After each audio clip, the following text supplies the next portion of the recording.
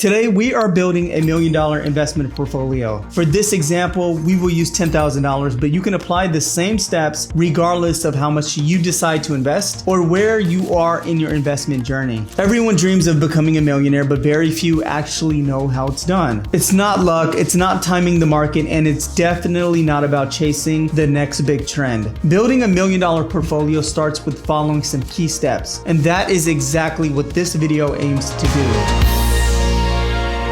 Now, with time and the power of compounding on our side, reaching our goal isn't just possible, it's inevitable if we stay consistent. Albert Einstein once called compounding interest the eighth wonder of the world, and he wasn't exaggerating, because this right here is how ordinary money becomes extraordinary wealth. How $10,000 with time, patience, and consistency can grow into $1 million portfolio through the unstoppable force where time meets proper allocation and the magic of compounding growth. This isn't one of those get rich overnight stories. This is about building wealth the right way with the long-term mindset and smart diversification with consistent investing. And in this video, we do exactly this. We'll cover how your investing strategy changes depending on your age, time horizon, and risk tolerance, the truth about diversification, how I'd structure a portfolio that protects my downside and gives me upside potential to hit 7 figures, how I personally allocate $10,000 of my own money to give it the best possible shot of reaching $1 million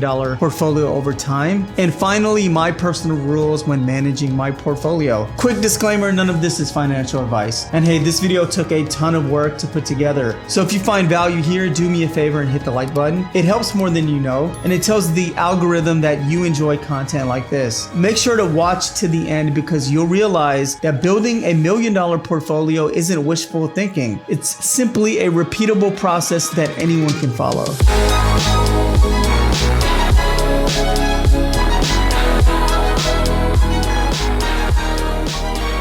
Let's start by looking at how your investing strategy changes depending on your age, time horizon, and risk tolerance. The first thing to understand is this: building wealth is a marathon, not a sprint. If you look back at stock market history, the numbers don't lie. Since the 1920s, investors who held the S&P 500 for at least 20 years have rarely ever lost money. Even through some of the toughest times, the Great Depression, Black Monday, the dot-com crash, the 2008 financial crisis, long-term investors who stayed invested still came out ahead. That's the power of patience, consistency, and time in the market, not timing the market. I'll say that again. That's time in the market, not timing the market. So now let's visualize what that really looks like. Again, whether you're starting with $1,000 or $10,000, this breakdown will help you see exactly what it takes to reach that $1 million goal and just how achievable it can be in your own investment journey. This calculator will also help you understand how time and risk work together. The longer your time horizon, the more risk you can afford to take, because time will smooth out volatility and give your investments room to grow. So here we're looking at the Acorn compound interest calculator to see how your money could potentially grow over time with the power of compounding. So it's a really great tool to use. You can use it yourself and see and adjust really these data points to see how it affects your long-term goals. For now, we're going to just keep it on 20 years. I think an average annual rate of return at 12%, pretty reasonable. Let's say we're starting with $10,000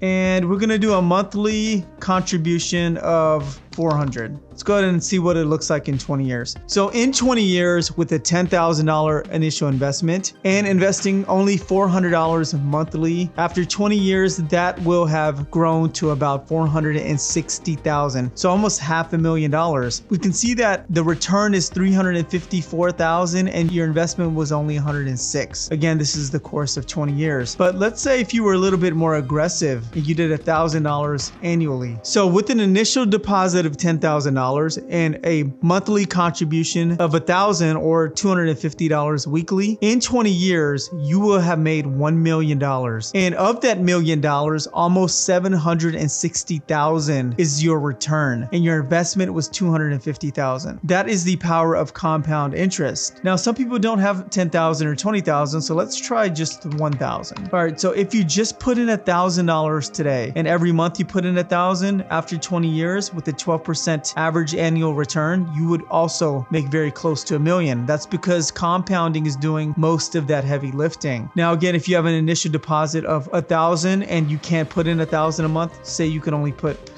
$400 a month, $100 a week, you're still gonna make almost $400,000 after 20 years. This is a really great way of kind of seeing where you want to go and reverse engineering it. For me, I'm a bit different. I'm very aggressive with this. So let's say I do 20 years and I do my initial investment of $50,000, and every month I'm doing about $2,000. So I'm looking at somewhere around $2.3 million after 20 years. Now, what if we wait 30 years?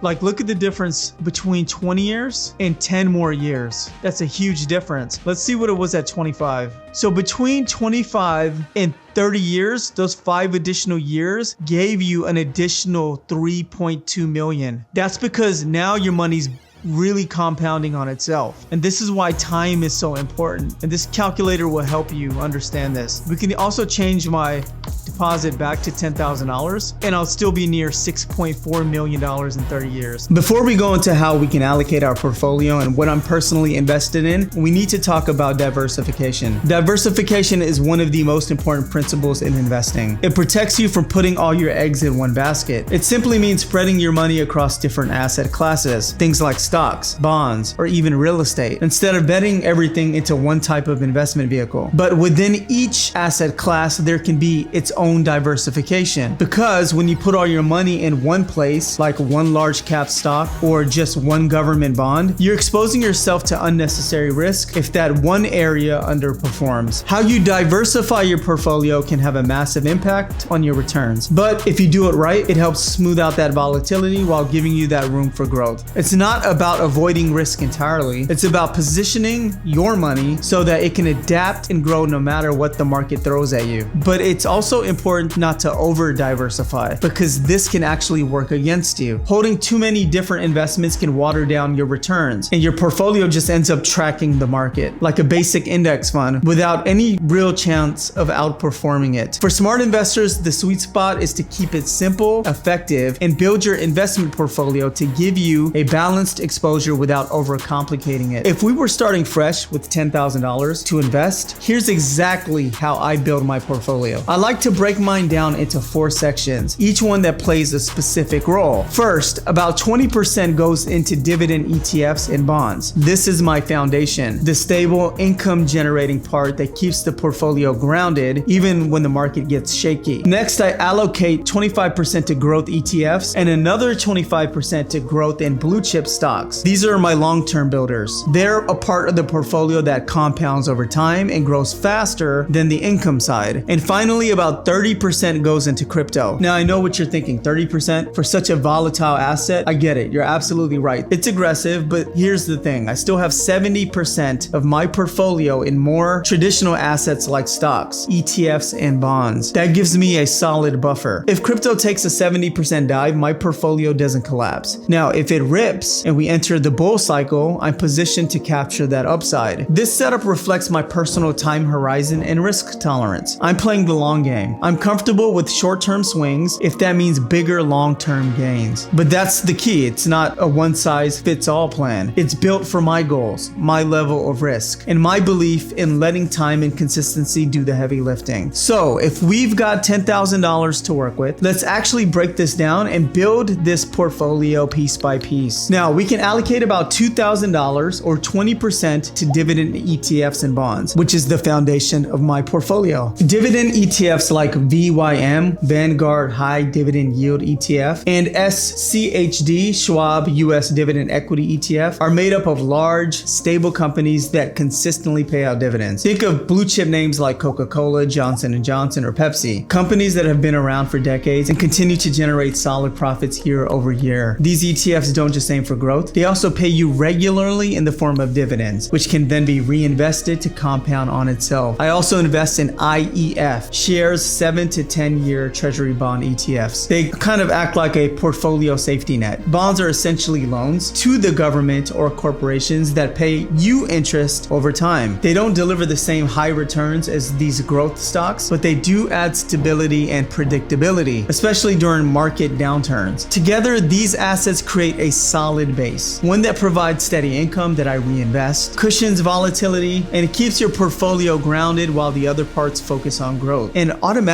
reinvesting your dividends will grow your portfolio even faster, and that's exactly what I do. Now, for the growth side of my portfolio, I allocate about 25% to growth ETFs, mainly QQQM and VOO. These are my growth engines. QQQM tracks the NASDAQ 100, which means I'm getting exposure to some of the biggest innovators in the world, companies like Apple, Microsoft, Nvidia, Amazon. Meanwhile, VOO, or Vanguard S&P 500 ETF, gives me a piece of the 500 largest US companies. It's basically owning a slice of the entire American economy. What I love about these ETFs is that they give me broad exposure to high-performing sectors without me needing to pick individual winners. They've both consistently delivered long-term returns, and more importantly, they've shown resilience through decades of market cycles. This part of my portfolio is where real compounding happens. It's the engine that takes the steady contributions that I make and turns them into meaningful growth over time. And it complements the 20% foundation in dividends and bonds, which keeps things balanced. Next, I'm putting about 25% or $2,500 into growth stocks. These are companies that are shaping the future. They're the ones reinvesting profits back into innovation, expansion, and market dominance. I'm not buying them for income, I'm buying them for growth. We're talking about companies like Apple, Microsoft, both absolute pillars of tech and consistency. Tesla, love it or hate it, it's changing the auto industry forever. Nvidia, the powerhouse behind AI revolution, and Amazon, the e-commerce and cloud giant that keeps reinventing itself. These are not just stocks, they're growth machines. They come with more volatility than dividend plays, but that's part of the game. This is a section of my portfolio designed to accelerate growth and push me closer to that $1 million mark, while my ETFs and bonds keep things stable. Finally, the last piece of my portfolio, the 30% or $3,000, that goes into crypto. Now, I know that may sound aggressive to some people, and yeah, crypto is volatile, but it also has massive upside potential, and I approach it strategically, not emotionally. This is where I take calculated risks for the chance of an outsized reward. Here's how I break it down. 50% goes straight away into Bitcoin and Ethereum. These are the blue chips of crypto, the foundation. Bitcoin is like digital gold, a long-term store of value, and Ethereum is like the backbone of decentralized applications and smart contracts. Together, they're the core of any serious crypto portfolio. Then 30% goes into high market cap altcoins. Projects like Solana, Chainlink, BNB, and XRP. These have strong ecosystems, real adoption, and the potential to outperform in certain cycles. They're riskier than Bitcoin and Ethereum, but not nearly as wild as some of these smaller cap coins. And then the last small piece, the 20% within this 30% that I allocate into crypto, is my high risk, high reward zone. This is where I take small speculative bets on newer altcoins, memes, and NFTs. It's almost like venture capital in digital form. Most of these plays won't be winners, but the few that hit can completely change your portfolio. Including crypto in your portfolio is about balancing risk reward. While it's volatile, having a portion in crypto gives your portfolio exposure to exponential growth opportunities, complementing your dividend ETFs, your bonds, and your growth stocks. Now, I have a few personal rules for managing this portfolio. First, I stay invested. The worst thing I could do is panic sell during the market dip. Second, I always reinvest my dividends. That's how compounding really accelerates to wealth. Next, I review this twice a year and rebalance if anything drifts too far from my targets. I ignore the noise and the news headlines. They don't move my strategy. And I keep adding over time. This is huge. I have monthly contributions, and I'll even add an extra 100 to 200 here and there, which compounds faster than you think. I know 20 years sounds like forever, but it goes by like that. It's the beauty of compounding. The earlier you start, the easier it gets. Even small contributions snowballs into some significant gains over time. That $1,000 or $10,000 now will become a $1 million investment portfolio by simply holding. Honestly, waiting is the hardest part, but wealth is built slowly, not quickly. Patience is everything. Now, when I zoom out, this strategy is all about giving myself the highest probability of success with realistic expectations. No one really knows which asset is going to be the next big winner, but by spreading my money across multiple growth engines, stocks, ETFs, crypto, and staying consistent consistent for decades, the odds of hitting $1 million go way up. I'm diversified, I'm focused on long-term investing, and my risk level matches my goals and my time horizon. History proves that this works. Every legendary investor, Buffett, Munger, Bogle, Lynch, they say the same thing. Time plus diversification plus discipline beats any flashy short-term strategy. Building $1 million portfolio isn't about luck. It's about starting early, staying consistent, and letting time do that heavy lifting. It's about having a plan that you can stick through the highs and the lows, giving your money a chance to grow quietly but powerfully. That $10,000 I start with today isn't just a number. It's a seed of my $1 million investment portfolio tomorrow. Wealth isn't built overnight. It's built day by day, decision by decision, year by year. So start today and let compounding take care of the rest. Thanks for watching.